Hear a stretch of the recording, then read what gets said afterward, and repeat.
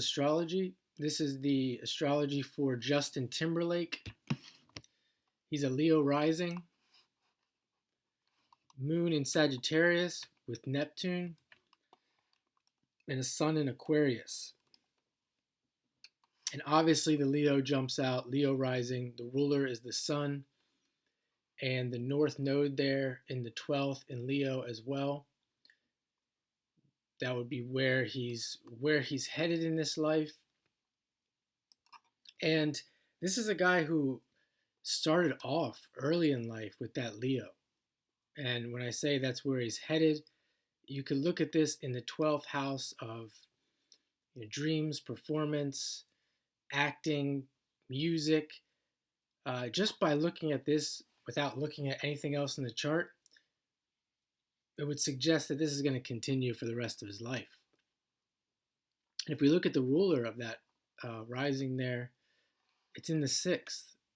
And Mars is there as well. And Venus is close there in Capricorn, close to Aquarius there, close to the 6th as well. So with this ruler being in the 6th, often people think of the 6th house as being sickness. And the South Node is there too. The South Node with the ruler being Uranus. So when they think of this angle, the 6th, 12th, and with planets in the 6th, that this guy would get sick or have some type of illness, which is possible. Or maybe he's gone through something that I'm unaware of. However, from a positive standpoint, to have this combination of Leo and the 6th house, this can give somebody the tendency to work, have good work ethic, be really good with getting in routines, and oftentimes that is the solution. That can be a solution to the opposite, the negative manifestation of the 6th house, the sickness. If a person keeps working and keeps their mind focusing on new creative endeavors, new things that keep them excited, keep them motivated, that can make for a very healthy person. And we see the sun here in Aquarius, as I said, the ruler being Uranus. So this is a very important part of the chart, with the Uranus being at 29 degrees on an angle, 4th house angle, and it's in a very loose square to the nodes, coming back to this, the resolution being this 12th house North Node in Leo. So more emphasis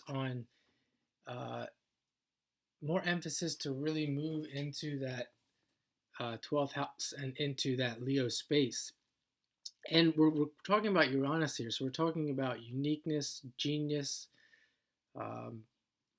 really dynamic, electrical person, and probably for what I'm seeing with Justin Timberlake is that it's important for him to be very much an individual, and we see the emphasis with in sync on the Aquarius, and the idea that he started off this South Node, where he's coming from, in a group, Aquarius being correlating with the group.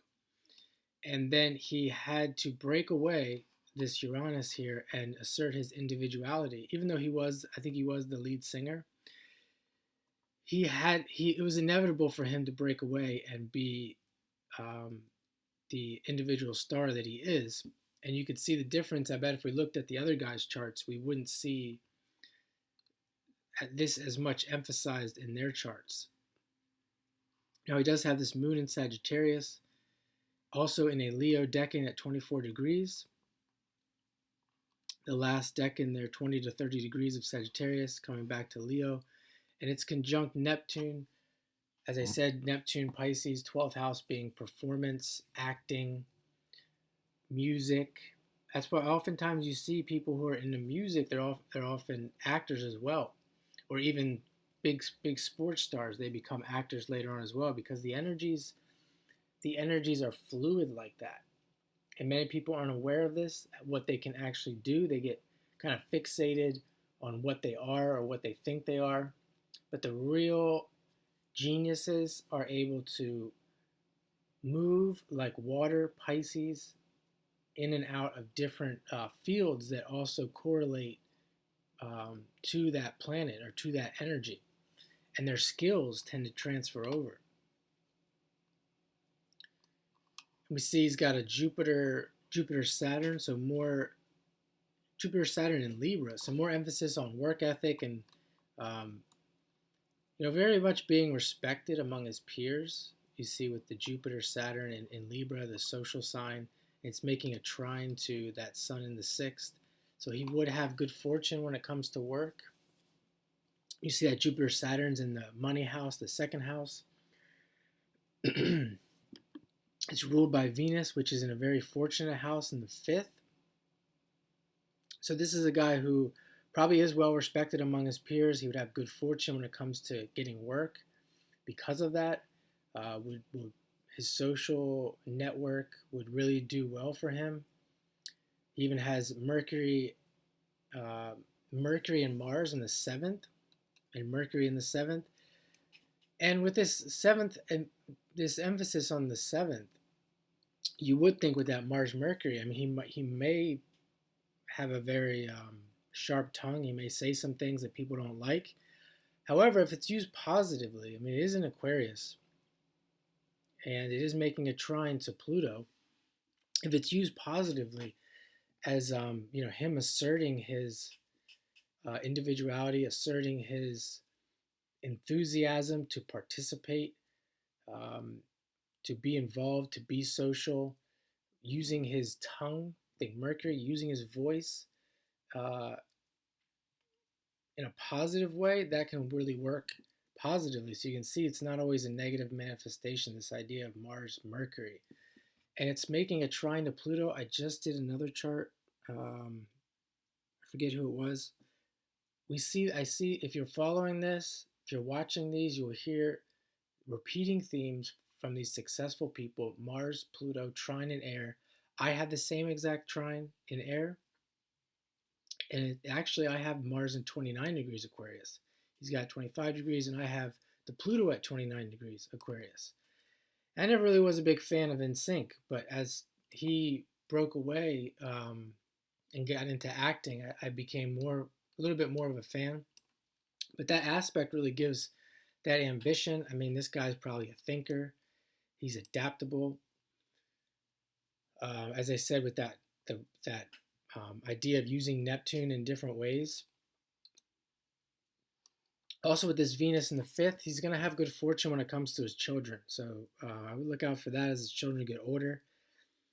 I've seen Venus in the fifth where people are just very, very fortunate when it comes to their children. You think of Venus, the fortunate planet, in the house of children.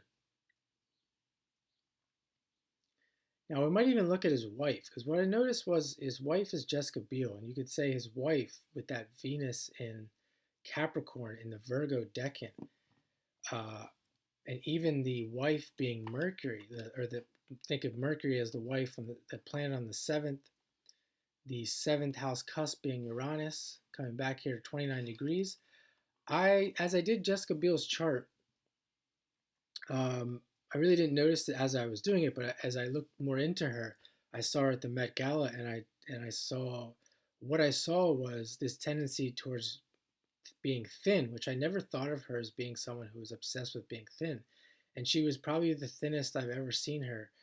I think of the old Jessica Biel that I would have grew up watching, and the reason why I mention that is that um, there could be something going on with her with weight, and you think of Mercury is correlating with that. Uranus, trauma.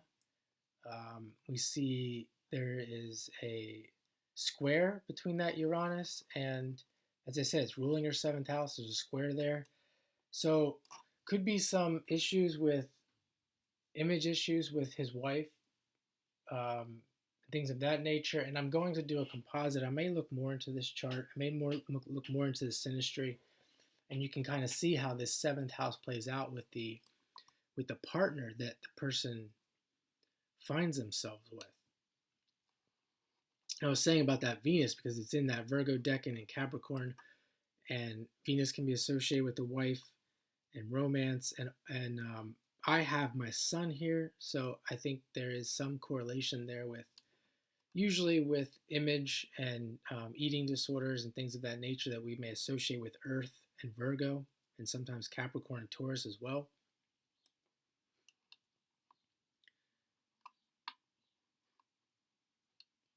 See if there's anything else. Obviously, he's got a nice Taurus midheaven. What he's known for, making a lot of money, we see the ruler of Taurus coming back to this Venus in the fifth, being a performer, a creative person, someone who you see Venus in Capricorn as well, who really could be considered the goat of music or even just entertainment in general, or one of the goats, the greatest of all time, if we were looking at it from a sports perspective. I'm going to leave it there for now. I hope you enjoyed this mini reading for Justin Timberlake.